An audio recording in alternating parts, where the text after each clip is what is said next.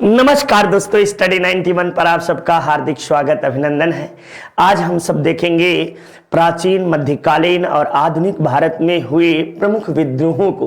तो हम एक एक करके सिस्टमेटिक तरीके से जितने भी युद्ध हुए हैं, चाहे वह आपको जो है कि दसराग युद्ध हो, चाहे कलिंग का युद्ध हो, चाहे आपको पानीपत का प्रथम, द्वितीय, तृतीय हो, तराइन का युद्ध हो, तो सभी महत्वपूर्ण युद्धों के विषय में आज हम सब रूबरू होंगे, ठीक ना। तो आइए शानदार तरीके से श्रृंखला के साथ जुड़िए और देखिए कि इन युद्धों के परिणाम क्या हुए, कब कब हुए।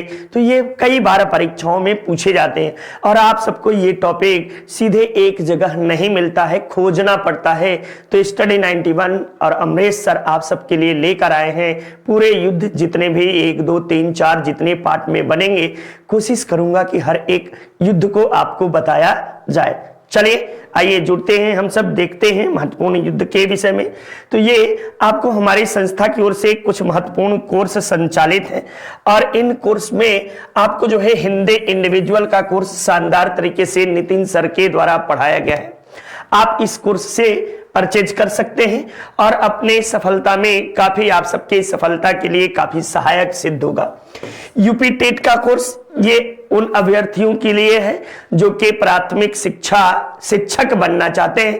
प्राथमिक शिक्षक बनने का प्रथम स्टेज आपको यूपी टेट माना जाता है, ठीक ना। यदि आप यूपी में शिक्षक बनना चाहते हैं तो यूपी टेट के एग्जाम को क्वालिफाई करना पड़ेगा और ऐसे अभ्यर्थी इस परीक्षा को देते हैं जो आपको बीएड या आपको बीटीसी की परीक्षा को उत्तीर्ण किए हों। सुपर टेट का शानदार क्लास आप सबके लिए, इसमें कुल 14 विषय आपको मैं बार बार बताता हूं, 14 विषय है और काफी कठिन परीक्षाएं भी इसकी होती हैं। आरओ ये नितिन सर के द्वारा पढ़ाया गया है और हिंदी क्या है, ठीक ना। ये हिंदी का आरओ का बैच है, शानदार तरीके से आप इसे परचेज कर सकते हैं। एसएससी जीडी ये भी बैच आप सबके लिए है और वीडियो का मॉक टेस्ट वीडियो आप सबके लिए एक बार पुनः आपको जो है कि एक नया जीवन दे रहा है उन अभ्यर्थियों के लिए जो थोड़े बहुत मिस्टेक के कारण परीक्षा को क्वालिफाई करने से चूक गए थे। तो एक सुनहरा अवसर आप सबके लिए और आप वीडियो को परचेज कर सकते हैं और अपनी सफलता में 4 चांद लगा सकते हैं। चलिए देखिए, ये आपको पहला ही युद्ध जो है दसराग युद्ध के विषय में हम सब देखेंगे। किसके विषय में? दसराग युद्ध। दसराग युद्ध जो है ये इसकी निश्चित समय अवधि नहीं मिलती है। 1700 से लेकर 1000 ईस्वी के बीच ये किसी समय दसराग युद्ध लड़ा गया था। दसराग युद्ध का सर्वप्रथम उल्लेख जो है ऋग्वेद के 7वें मंडल में आपको मिलता है। इस युद्ध में किसके बीच लड़ा गया? तो राजा सुदास एवं आपको 10 राजगणों के बीच यानी 10 अन्य राजाओं के बीच मिलकर लड़ा गया। एक तरफ राजा सुदास थे और राजा सुदास का जो गुरु थे वो कौन थे? तो राजा सुदास की ओर से वशिष्ठ जो थे इनकी ओर से थे और 10 राजाओं की ओर से विश्वामित्र थे। विश्वामित्र यानी गुरुओं की भी एक तरह से आपको जो है कि महम भूमिका थी और इस युद्ध में राजा सुदास जो था ये विजयी हुआ। कौन हुआ? राजा सुदास विजयी हुआ। ये बात आप याद रखिएगा। वशिष्ठ गुरु वशिष्ठ का नाम सुने होंगे। ये आपको राजा सुदास विजयी हुआ। ये सबसे प्राचीनतम युद्ध माना जाता है और इस युद्ध में ये देखिए मैंने बताया भाई कि ऋषि वशिष्ठ और 10 राजाओं का साथ विश्वामित्र ने दिया। ये युद्ध पौरुषणी नदी यानी रावी नदी के तट पर लड़ा गया था। राजा सुदास जो था ये किस वंश से था? तो राजा सुदास जो था त्रिस्यु कबीले का से बिलोंग करता था और यह युद्ध त्रिस्यु कबीले के लिए निर्णायक सिद्ध हुआ। चलिए नेक्स्ट देखते हैं। अगला युद्ध हाइडे स्पीच का युद्ध। यह युद्ध 326 ईसा पूर्व इस युद्ध को लड़ा गया और यह युद्ध किसके बीच हुआ? तो आपको मकदूनिया के शासक सिकंदर, अलेक्जेंडर जिसे बोलते हैं, सिकंदर और आपको पंजाब के राजा पोरस के बीच यह युद्ध हुआ। इस युद्ध में सिकंदर विजयी हुआ और पोरस पराजित हुआ। पराजय के उपरांत पोरस को सिकंदर के सामने लाया गया और सिकंदर कहता है तुम्हारे साथ क्या किया जाए, मृत्यु दंड दिया जाए या क्या किया जाए। और पोरस अपने निर्भय को प्रकट करते हुए कहता है जो एक राजा दूसरे राजा के साथ बर्ताव करता है वही मेरे साथ होना चाहिए। ऐसी स्थिति में उसके जवाब को सामने मृत्यु खड़ी है और मृत्यु के भी भय को दूर करते हुए पोरस के जवाब को सुनकर सिकंदर एकदम गदगद हो जाता है और कहता है कि सिकंदर जो जीते हुए प्रदेश थे वो पोरस को वापस दे देता है। ठीक ना, ये आपको बिपाशा या बेयस नदी के तट पर आपको जो है कि ये हाइडेस्पिस का युद्ध जो है झेलम नदी के तट पर लड़ा गया था। किसपे? झेलम। ठीक ना, झेलम नदी के तट पर लड़ा गया था। आगे चूंकि बिपाशा नदी को पार करने से सिकंदर की सेना इनकार कर देती है। ऐसी स्थिति में लगभग 1326 ईस्वी से आपको 1325 ईस्वी तक ये भारत में रहा और 25 में ये वापस लौट जाता है। ठीक ना, ये वापस लौट जाता है और फिर आपको जो है कि इसका सिकंदर की मृत्यु वापस लौटते समय ही बेबीलोन में सिकंदर की मृत्यु हो जाती है। तो युद्ध को देखिए, हाइडेस्पिस का युद्ध। ठीक ना, ये आप सब शानदार तरीके से ये झेलम नदी के तट पर लड़ा गया था। नेक्स्ट चलिए अगले युद्ध को देखते हैं, ये कलिंग युद्ध। कलिंग युद्ध जो है ये युद्ध सम्राट अशोक और आपको राजा कलिंग के राजा अनंत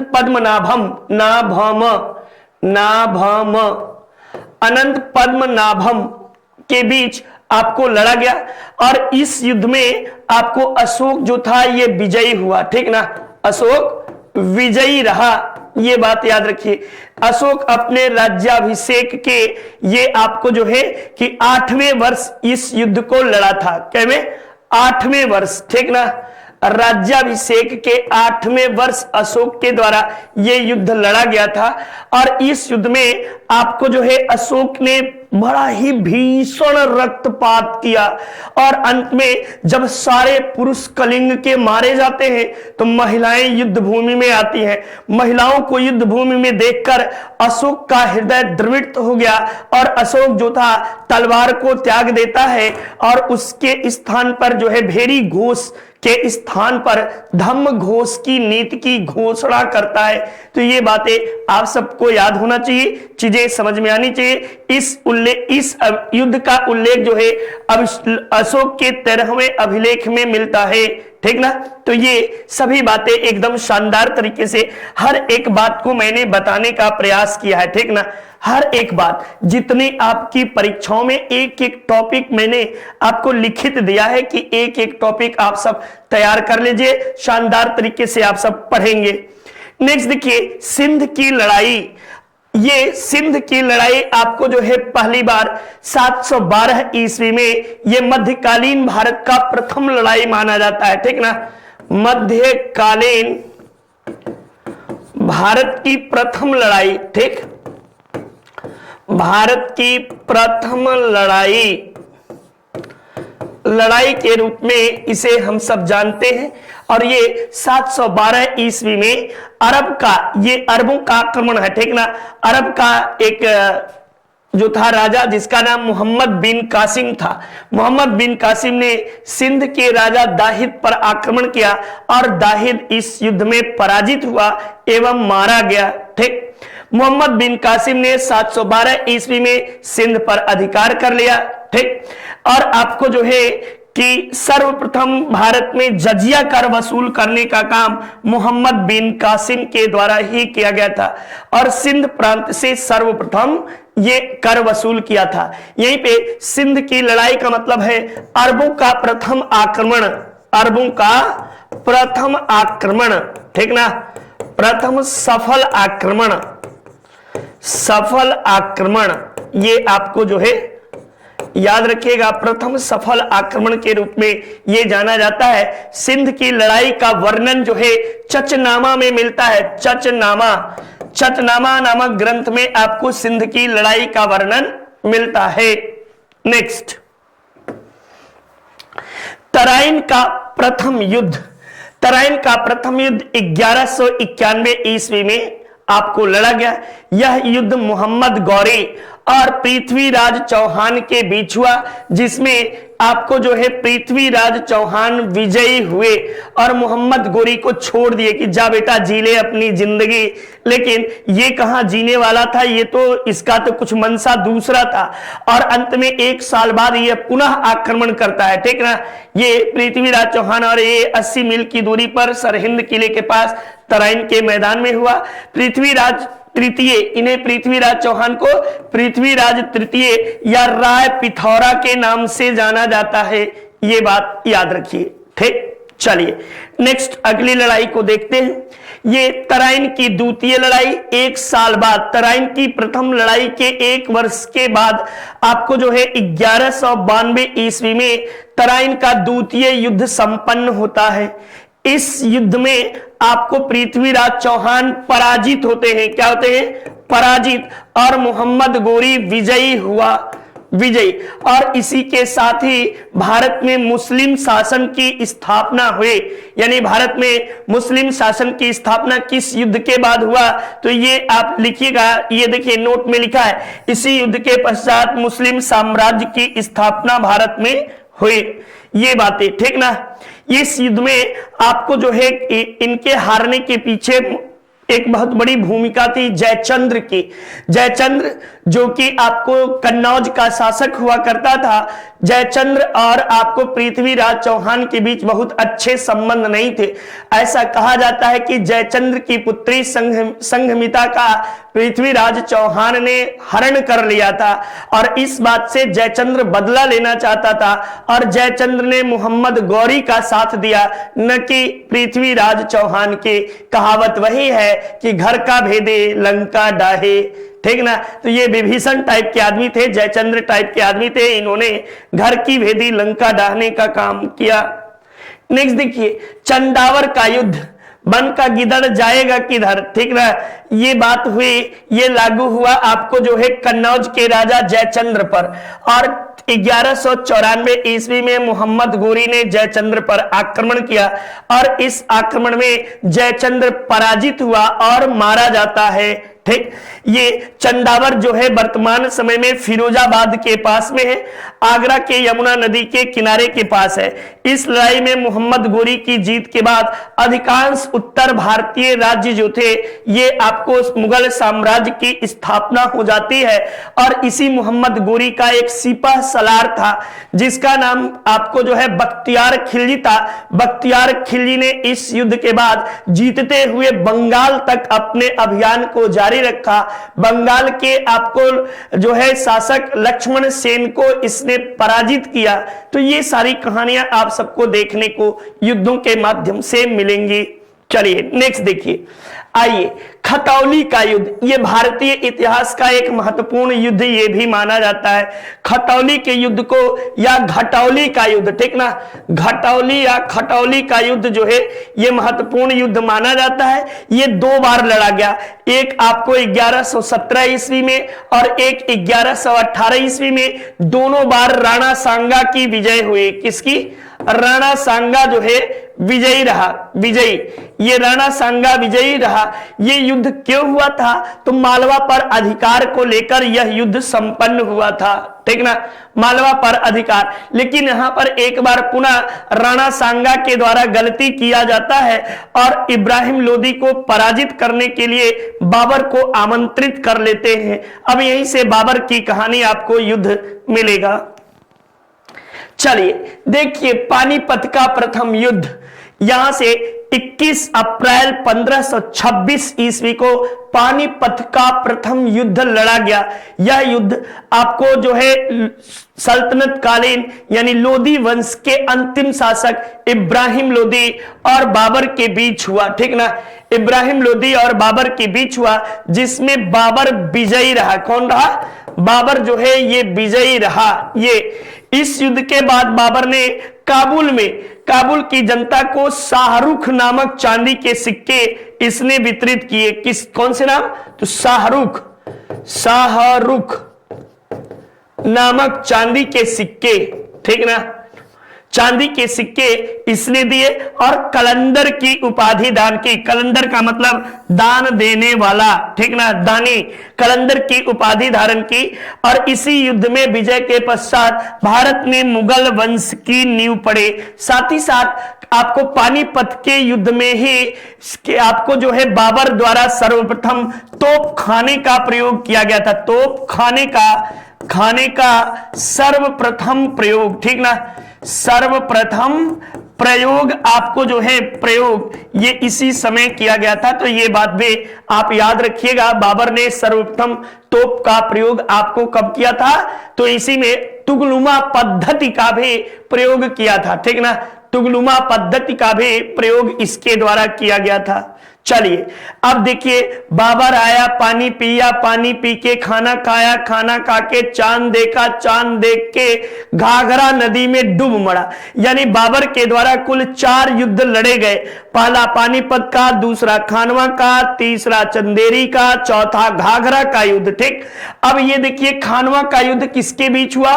तो वही राणा सांगा जिसने बाबर को भारत में आमंत्रित किया था। बाबर इसकी शक्ति से आपको परिचित था और बाबर ने अपनी पुस्तक बाबरनामा में 2 हिंदू राजाओं का उल्लेख किया है, जिसमें एक राणा सांगा है और दूसरे विजयनगर के शासक कृष्णदेव राय हैं। कृष्णदेव राय को बाबर ने सबसे शक्तिशाली भारत का राजा बताया है। यह बात भी आप सब याद रखिएगा। ये युद्ध आपको जो है 16 मार्च 1527 ईस्वी को बाबर और राणा सांगा के बीच हुआ, जिसमें राणा सांगा पराजित हुआ, ठीक ना। राणा सांगा क्या हुआ? तो पराजित हुआ। ये बात याद रखिए। ये आपको खानवा कहां है? तो ये आगरा से 35 किलोमीटर दूरी पर खानवा में स्थित है। पानीपत के युद्ध के बाद बाबर का यह दूसरा सबसे बड़ा युद्ध था। इस युद्ध में विजय के पश्चात बाबर ने गाजी की उपाधि धारण की और जिहाद का नारा दिया, जिहाद की घोषणा की। इस युद्ध के पश्चात बाबर ने मुसलमानों पर लगने वाला तमगा कर को वापस ले लिया, ठीक ना। तमगा कर जो मुसलमानों से लिया जाता था उसे समाप्त कर दिया। नेक्स्ट देखिए, चंदेरी का युद्ध। चंदेरी का युद्ध जो है 19 जनवरी 1528 ईस्वी को बाबर और मेदिनी राय, मालवा के शासक जो थे मेदिनी राय के बीच हुआ और इस युद्ध में भी बाबर की विजय हुई और मालवा पर बाबर का अधिकार स्थापित हो जाता है। चलिए देखिए, ये अपनी हिंदी है, शानदार तरीके से ये लिखी गई है और जबरदस्त बुक है और आपको 299 रुपए में फ्री डिलीवरी के साथ उपलब्ध है। साथ ही साथ वीडियो की पुस्तक 199 रुपए में, आपको जो है पेट कम्बो की बुक आपको 350 रुपए में, पेट की बुक 300 रुपए में, आरो यारो 175 रुपए में और लेखपाल कम्बो बुक 300 रुपए में उपलब्ध है। यदि कोई परचेज करने में दिक्कत आ रही हो तो 7007734525 पर आप कॉल कर सकते हैं और आपको जो है सारी इंफॉर्मेशन मिल जाएगी, ठीक। चलिए नेक्स्ट देखिए, घाघरा का युद्ध। ये बाबर के जीवन का अंतिम युद्ध है, ठीक ना। बाबर का अंतिम युद्ध, बाबर का अंतिम युद्ध ये है युद्ध, ये लड़ा गया और ये युद्ध जो है 5 मई 1529 ईस्वी को लड़ा गया।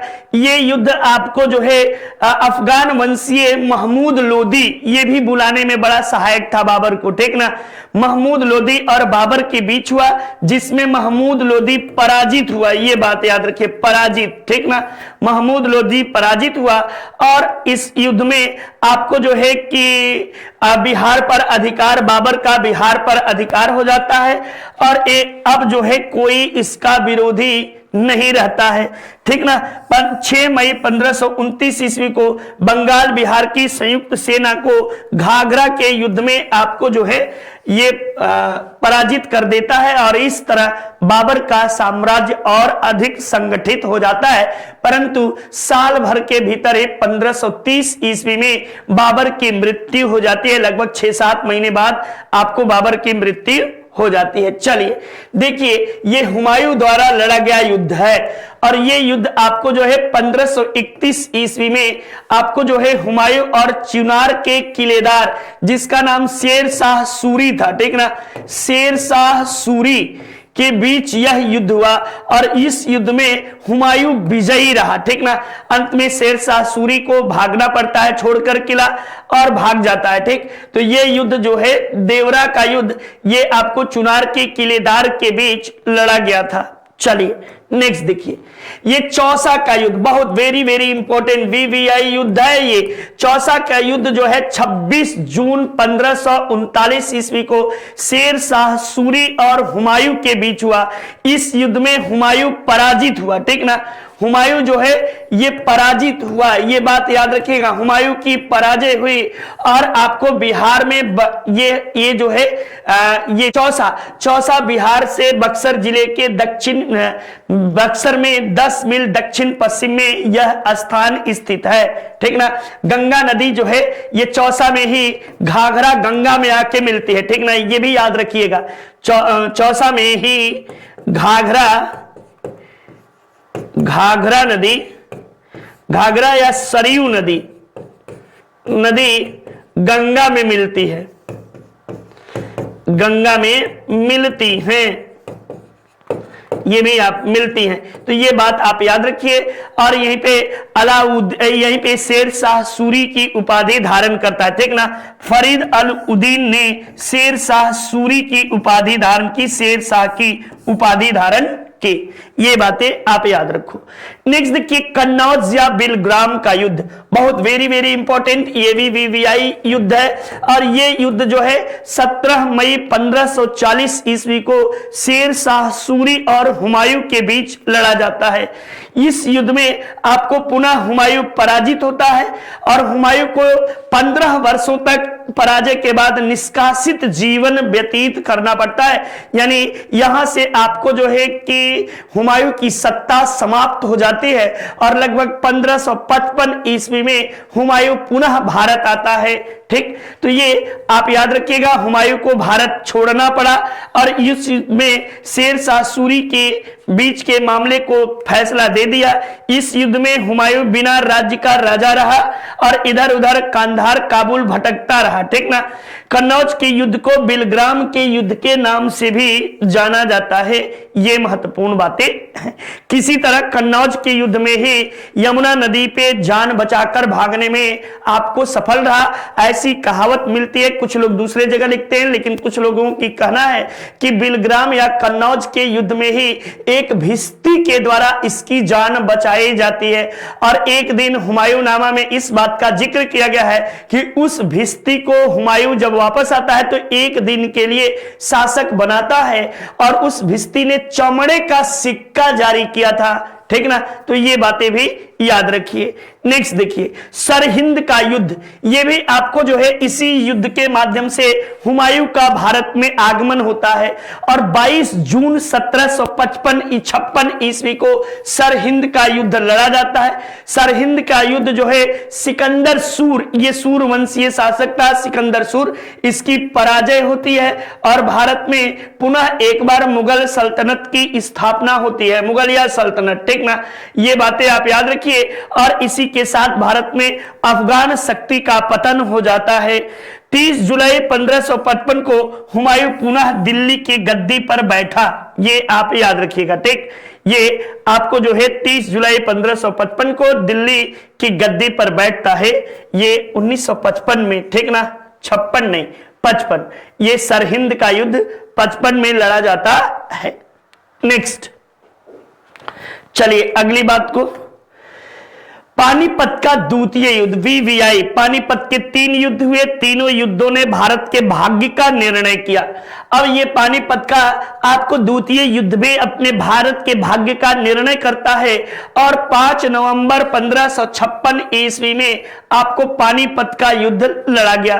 पानीपत के युद्ध में हेमू और अकबर के बीच हुआ। यद्यपि अकबर उस समय बहुत छोटा था और अकबर का नेतृत्व अकबर की ओर से सेनापति का काम बैरम खां कर रहा था, ठीक ना। बैरम खान, ये बैरम खां के द्वारा आपको जो है युद्ध को जीत लिया जाता है और हेमू पराजित होता है। ये 14वां एवं अंतिम विक्रमादित्य, 14वां एवं अंतिम विक्रमादित्य माना जाता है। विक्रमादित्य के रूप में हेमू को जाना जाता है। अपने जीवन में एक भी युद्ध में हेमू पराजित नहीं हुआ था, लेकिन ये आपको इसके विषय में ईश्वरीय प्रसाद हैं। लिखते हैं कि यह युद्ध बाबर ने अपने भाग्य के बल पर जीता था, न कि अपनी वीरता के बल पर। और एक झटके में हेमू के आंख में एक तीर चली जाती है, वो गिर जाता है और ऐसी स्थिति में उसको गिरे देखकर सेना तितर बितर हो जाती है। बैरम खान हेमू के सर को धड़ से अलग कर देता है एक तलवार की वार से और ले आकर अकबर के आपको आगे में रख देता है। बड़ा ही भीषण युद्ध था, ठीक ना, ये आपको।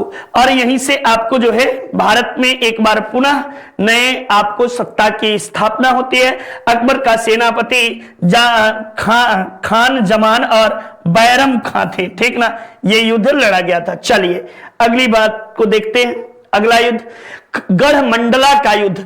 गढ़मंडला का युद्ध जो है ये बाबर के समय में लड़ा गया था। गढ़मंडला या मंडला का युद्ध के नाम से भी इस युद्ध को जाना जाता है। ये आपको रानी दुर्गावती, ये मालवा की रानी थी, ठीक ना, मालवा की रानी दुर्गावती और अकबर के बीच यह युद्ध हुआ। यद्यपि इस युद्ध में रानी दुर्गावती ने अपने साहस का जबरदस्त परचम दिया, लेकिन इस युद्ध में मुगलिया सेना के आगे रानी दुर्गावती की पराजय हुई और इस युद्ध में अकबर विजयी रहा। इस युद्ध का नेतृत्व जो है आसफ खां के द्वारा किया गया था, ठीक ना। आसफ खां जो था इसने ही अकबर के सेनापति के रूप में नेतृत्व किया था। यह युद्ध मालवा पर अधिकार को लेकर लड़ा गया था। नेक्स्ट, तालीकोटा का युद्ध, वेरी वेरी इंपॉर्टेंट। तालीकोटा का युद्ध, ये आपको युद्ध 23 जनवरी 1565 ईस्वी को तालीकोटा का युद्ध आपको लड़ा गया और यह इस युद्ध को राक्षस तांगड़ी के युद्ध के नाम से भी जाना जाता है। यह युद्ध आपको विजयनगर साम्राज्य और दक्कन के 5 सुल्तानों ने मिलकर लड़ा था। इस युद्ध में विजयनगर साम्राज्य को पूरी तरह से नेस्तनाबूद कर दिया जाता है और विजयनगर साम्राज्य अपनी प्रतिष्ठा को खो देता है, ठीक ना। तो यह युद्ध आपको जो है राम राय, इसमें विजयनगर सेना की ओर से राम राय था, राम राय पराजित होता है और युद्ध में मारा जाता है। विजयनगर साम्राज्य का अंत हो जाता है। यह आपको राक्षस तांगड़ी के युद्ध के नाम से इसे हम सब इतिहास में जानते हैं। चलिए नेक्स्ट देखिए, हल्दी घाटी का युद्ध, महान हल्दी घाटी का युद्ध, इसे आपको राणा महाराणा प्रताप और अकबर के बीच 18 जून 1576 ईस्वी को यह युद्ध आपको लड़ा गया। इस युद्ध में यद्यपि निर्णय नहीं हो पाया, राणा, कुछ इतिहासकार कहते हैं राणा पराजित नहीं हुए, लेकिन कहीं ना कहीं अकबर की सत्ता जो थी वो भारी पड़ी, ठीक ना। और इस युद्ध में राणा प्रताप की ओर से मुगल सेना का नेतृत्व आमेर के राजा मान सिंह प्रथम और आसफ खां के द्वारा किया गया। राणा के सेना में राणा का सेनापति जो था ये आपको हकीम खां सूर ने आपको अफगान था और इसने महाराणा प्रताप की सेना का नेतृत्व किया। नेक्स्ट, ये देखिए प्रतापगढ़ का युद्ध, बड़ा ही इंपॉर्टेंट युद्ध। 10 नवंबर 1659 ईस्वी को यह युद्ध शिवाजी और बीजापुर के सेनापति अफजल खां के बीच हुआ। यह युद्ध भी बड़ा ही कहानी मजेदार है। होता यह है कि ये जो था अफजल खां उस समय का सबसे बड़ा तलवारबाज माना जाता था और ऐसा कहा जाता था कि एक तलवार में ही इसने भी शेर की गर्दन को उड़ा दी थी। लेकिन यह बात आपको जब इसे सेनापति पूना में भेजा जाता है बीजा खां के सुल्तान के द्वारा, तो यह बात शिवाजी को पता चल जाती है कि यह शिवाजी से बात करने नहीं बल्कि उनकी हत्या करने के मकसद से आया है। ऐसी स्थिति में शिवाजी भी पूरी तरह से लैस वैस होके जाते हैं और एक बघनग, जो बघनग हाथ में पहना जाता है, और जब जैसे ही मौका पाते हैं अकेले इसके यहीं पे लगा देते हैं बघनत और इसकी अतड़ी पतड़ी कुल निकाल लेते हैं, ठीक ना। और वहीं पे शेर जो था ये अफजल खां मारा जाता है, शिवाजी की विजय हो जाती है। तो ये शानदार तरीके से आप इसे देख सकते हैं युद्ध को। अगली बार पलासी का युद्ध, ये भारतीय, ये आधुनिक भारत का इतिहास से संबंधित युद्ध माना जाता है। 23 जून 1757 ईस्वी को पलासी का युद्ध सिराजुद्दौला और लॉर्ड क्लाइव के बीच लड़ा गया। ये युद्ध को आपको लड़ा गया और इस युद्ध में लॉर्ड क्लाइव की विजय हुई और चूंकि इसमें गद्दारी हो जाती है, लॉर्ड क्लाइव ने अपने फूट डालो और शासन करो की नीति का आधार ही अंग्रेजों ने यहीं से रखी थी और इसी के आधार पर इसने विजय प्राप्त की थी। ठीक ना, तो ये बात याद रखिएगा। लॉर्ड क्लाइव सिराजुद्दौला पराजित हुआ इस युद्ध में और इस युद्ध में ब्रिटिश शासन की नींव पड़ी। ब्रिटिश शासन की नींव पड़ी। ब्रिटिश शासन की नींव पड़ी। ठीक ना, ये कहानी बड़ा ही मार्मिक अंदाज में आप देखोगे। युद्ध भूमि में आपको एक तरफ सिराज की सेना, दूसरे तरफ लॉर्ड क्लाइव की सेना, दोनों की, सिराज की सेना बहुत भीषण थी, बहुत भयंकर थी, लेकिन सिराज के जो सेनापति थे गद्दार थे और वो गद्दारे आपको कर जाते हैं। सिराज युद्ध भूमि में आपको जो है कि मारा जाता है, भागता है, युद्ध भूमि में बच जाता है। मीर मर्दान और आपको जो है कि एक और रहते हैं मदन और मीर मर्दान के द्वारा सिराजुद्दौला को बचा लिया जाता है, लेकिन राजमहल में सिराजुद्दौला के विरुद्ध षड्यंत्र होता है और उस षड्यंत्र में आपको जो है सिराज मारे जाते हैं। ठीक, तो ये बात याद रखिएगा। लॉर्ड क्लाइव विजयी हो जाता है और भारत में ब्रिटिश शासन की नींव पड़ती है। नेक्स्ट देखिए, वांडीवास का युद्ध। ये वांडीवास का युद्ध जो है 22 जनवरी 1760 ईस्वी को वांडीवास का युद्ध लड़ा जाता है। इस युद्ध में फ्रांसीसी और अंग्रेजों के बीच हुआ।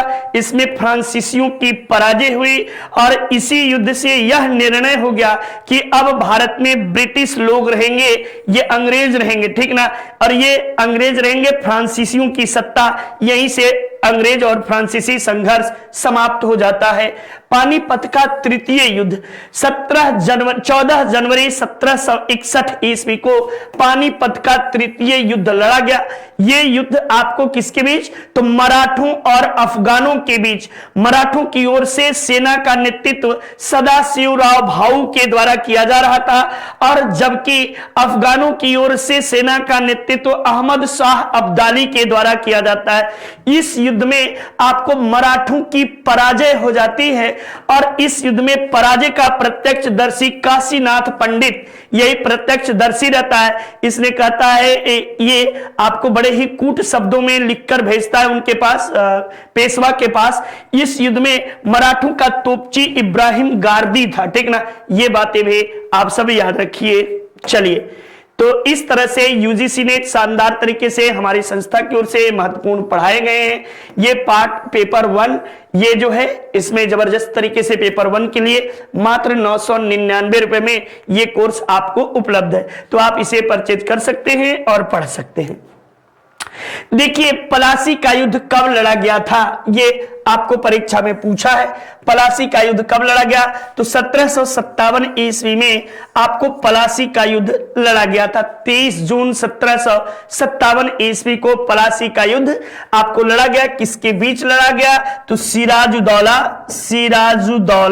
ये याद रखिए, सिराजुद्दौला और क्लाइव के बीच लड़ा गया।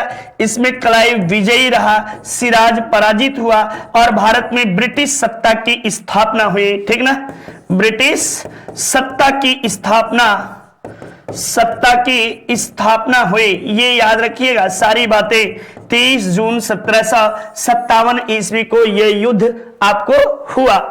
नेक्स्ट, आपको किस युद्ध में मोहम्मद गोरी ने कन्नौज के राजा जयचंद्र को हराया, तो चंदावर का युद्ध था और ये 1194 ईस्वी में चंदावर के युद्ध में आपको कन्नौज के राजा जयचंद्र को मोहम्मद गोरी द्वारा पराजित किया जाता है।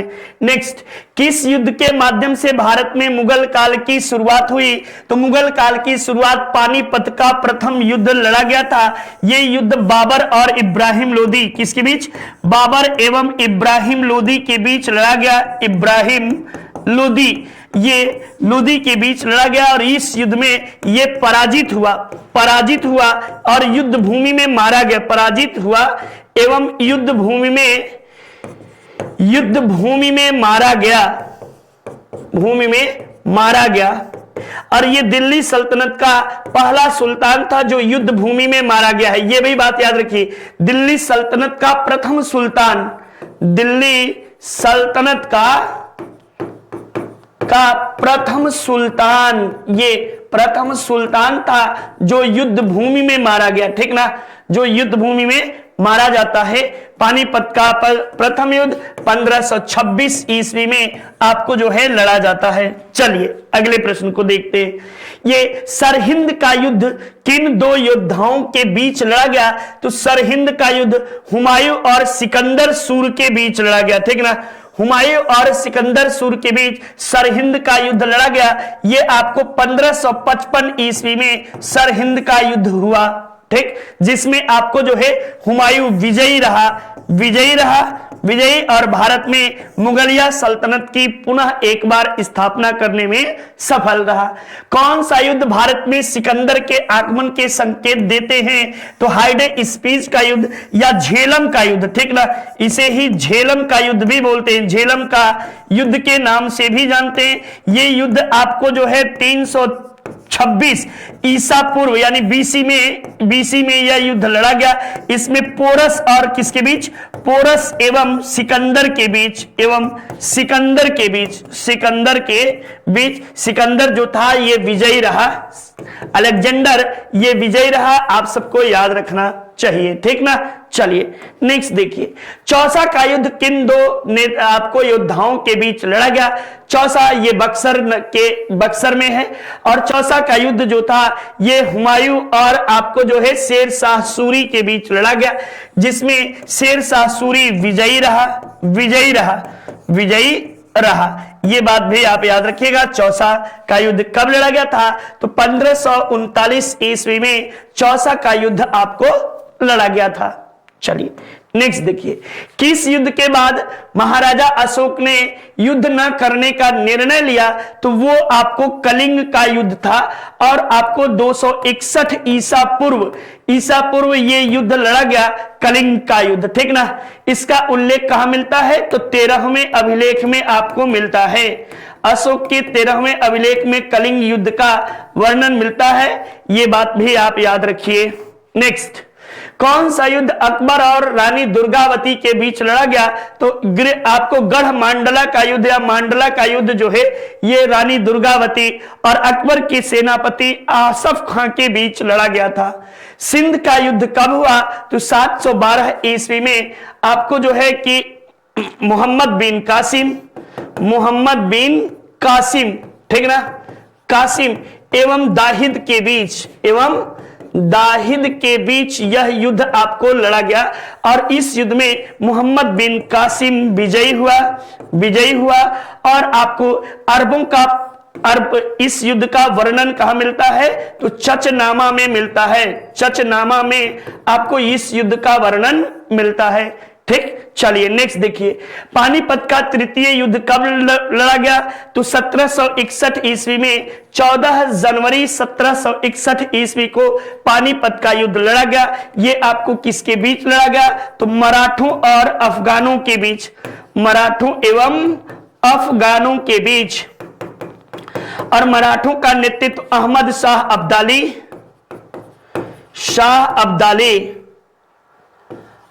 अब्दाली के बीच और आपको इसकी ओर से सदाशिव राव भाऊ ये नेतृत्व किए थे मराठों की ओर से। तो इस युद्ध में आपको मराठे पराजित हुए, ठीक ना, पराजित हुए। इस युद्ध ने यह निर्णय नहीं किया कि भारत पर कौन शासन नहीं करेगा, बल्कि इस युद्ध ने यह निर्णय किया कि भारत में अब मराठे शासन नहीं करेंगे। मराठों की शक्ति को पूर्णतया अहमद शाह अब्दाली के द्वारा चकनाचूर कर दिया गया, ठीक ना। नेक्स्ट देखिए, प्रतापगढ़ का युद्ध किन दो नेताओं के बीच या योद्धाओं के बीच लड़ा गया? तब आप बताइएगा, अफजल खां और शिवाजी के बीच। ये 1659 ईस्वी में प्रतापगढ़ का युद्ध आपको लड़ा जाता है।